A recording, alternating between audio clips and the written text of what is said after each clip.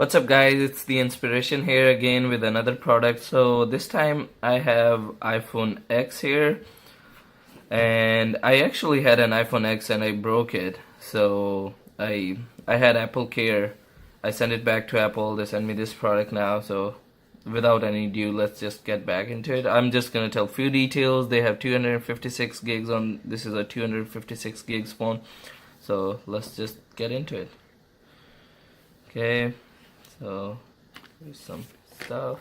Let's see, some stickers. I have no idea if anyone have ever used them. I have never. I have seen them behind few cars, but not sure if people actually use them. Some more paperwork. Okay. And there's this. Some basic gestures, because iPhone X don't have a button on it, so some basic gestures they have on it. Okay. So, okay. There we go. So this is the phone. Let me put it on the side for now. So that's the standard Apple power brick. I have never used it. I just use the plug in the one I already have. It's the Samsung fast charger. I always use that. And okay, so one more cool thing about Apple, they removed the headphone jack. Well, some people, they can call it cool. Other people, well, love that sound. Okay. So here it is. So you guys can see that they removed the headphone jack. I don't know why. They can probably use it for another speaker or more space or something.